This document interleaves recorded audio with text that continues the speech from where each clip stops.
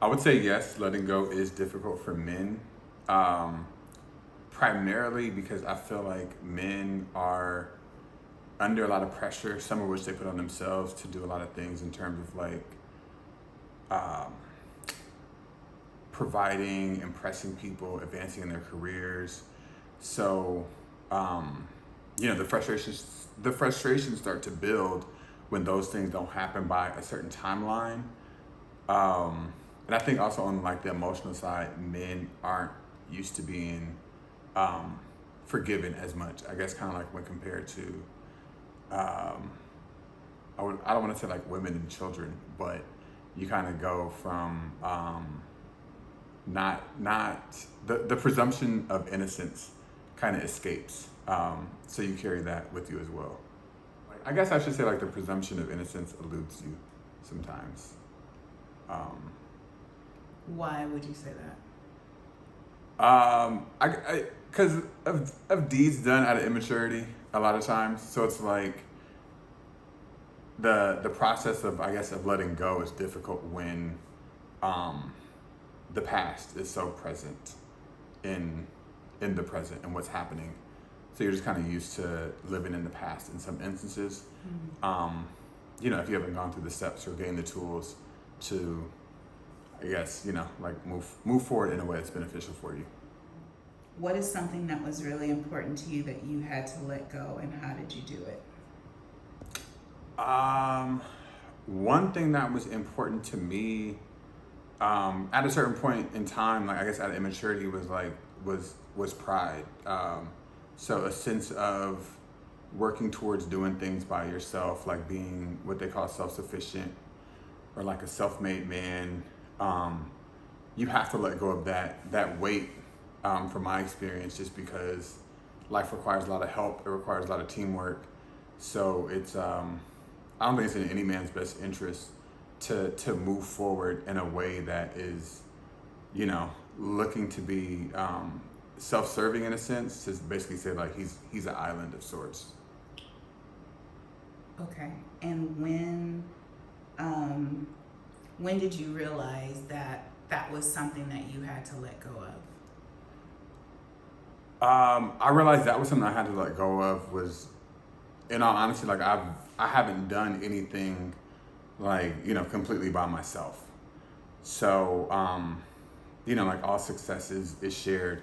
So when you realize that, when you see the value of your family and friends and what they bring to your life and to your success, it's very easy to humble yourself and kind of invite them into what you're doing, so you can be better. You can be better for them, and then also help them along their journey. How did you let go of pride? Like, what were your Letting steps? go. Sorry. I mean, letting go of pride is kind of like pride being a weight that you carry around. It's something that you have to maintain. It becomes a facade of sorts. So I mean, the short answer would be exhaustion, because you're exhausted trying to do things by yourself and not getting the results that you want.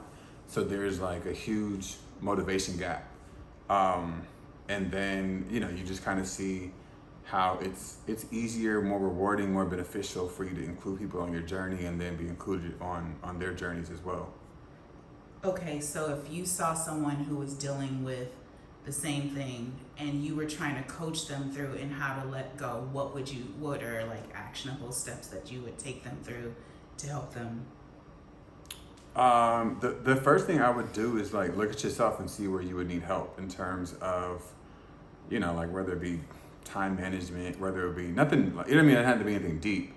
Develop yourself in those areas, and then like look at your circle to see where they could potentially help you, like what their strengths are across, whether it's like networking or certain industries that they work in, to kind of achieve the goals that you've set forward. And then, like reach out to your folks and tap into what they're doing and ask, are there any ways that you could help them out? So that was you telling someone who's dealing with pride and knowing that they need to let go. That was how you would coach them through. I just want to be clear. Yeah, because it's just, and the reason I said that is just because like the island man puts so much effort into staying an island, it doesn't leave room to invite other people in or to be invited to other people's, success and progress in their journey. So that's the one thing I would say is just to reach out and be available for folks to reach out to you. And what advice could you give to another man who is finding it hard to let go? The advice that I would give to a man that is having a hard time letting go is that, the past already happened. It doesn't matter. So I would just definitely say have a short memory, whether it's good things or bad things, because you don't want to get stuck on past failures or past successes and miss out on what's ahead of you. What does it mean to let go? Like, what is your definition of letting go? My definition of letting go is just being present and evaluating how present you are based on the things that you have to face today, but also the things that you're grateful for, the things that you're thankful for.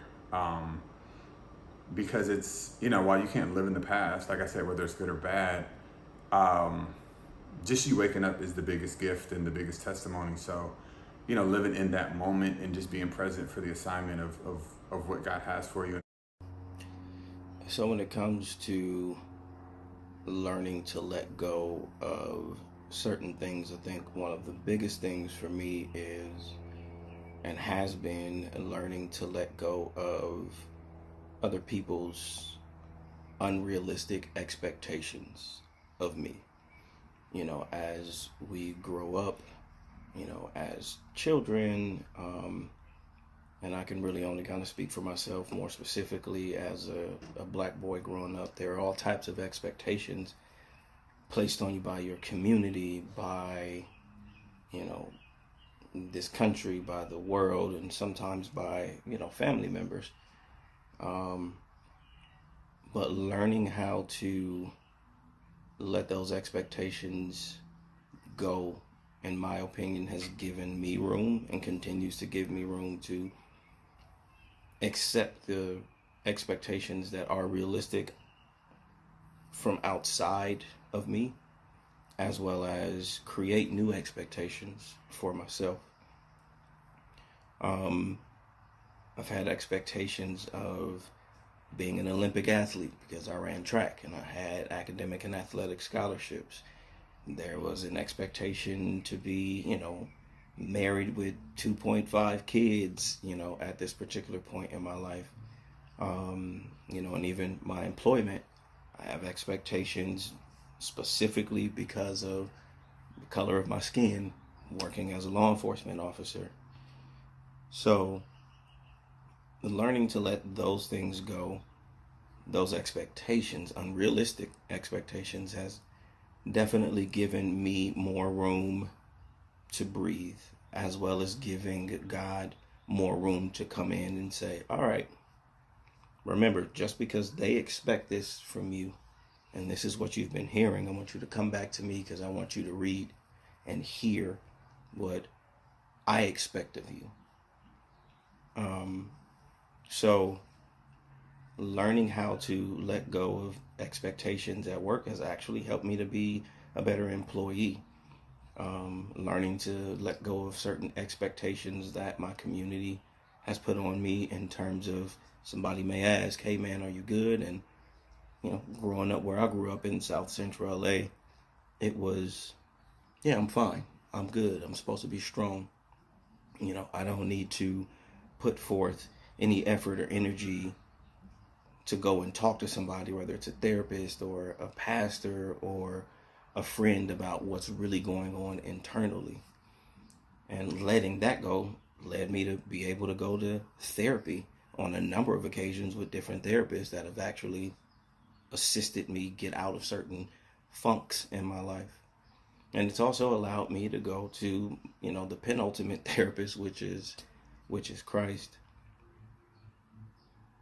I would say that letting go of those, or learning how to let go, because I'm still learning, and it's a work in progress. So it's not, for me, something that just happened overnight, over a weekend, over a month, and then it's like, all right, I'm good. No, I continue to work on learning how to let go of those expectations so that I can, those unrealistic expectations, so that I can then sort of breathe in the realistic expectations. I can then breathe in the expectations that I create for myself, and I can then breathe in those expectations that God has already ordained and set forth, not just for me, but for each and every one of you. And it also helps me to not put unrealistic expectations on others, because we do that. I would say, especially as men, we may have expectations of our children, expectations of our friends, our homeboys or homegirls, expectations of our parents, and of course, expectations of our spouses.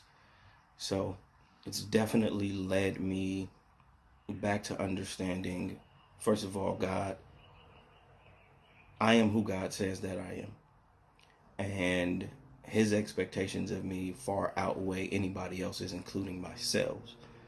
So letting go of those unrealistic expectations has given me the breath and the space to be able to accept the ones that are realistic. Wow. Tyler said that it is difficult for men to let go. That's interesting to know. He said it's difficult for them to let go of their pride, their past, being that one-man island thinking he can do everything on his own. But then when he talked about what letting go is to him, I said, what? I have to scratch my head and think about that for a minute, because maybe it's because I was listening through the ears of a woman and a man was speaking. And then Brandon let us know that he had to let go of everybody's unrealistic expectations, including his own. And hearing that from a man's perspective was also extremely interesting, because they do have a lot of unrealistic expectations placed on them, especially, as he said, being a black man, a law enforcement officer growing up in South Central Los Angeles, California. Those unrealistic expectations came about through the process of letting go. Just as Tyler said, what letting go is living more in the present and not in the past. Because how can you stay stuck back there if you are doing what you need to do right now and moving forward? That's what we also talked about when I said you need to love on yourself more. Remember that? Because that was then and this is now. And I'm not trying to make it so simplistic, like it's 1, 2, 3, and then you can just get up out the past and walk in the present and in the future. But what he was saying is, but you can't stay stuck there. If you stay present, you don't have to worry about letting go, because you're not back there anymore. When men speak, they complete the sentence. They don't complete us as women, and their words don't complete us, but their perspective most certainly completes the conversation. This is Destiny Love. Happy Father's Day! We'll see you next time.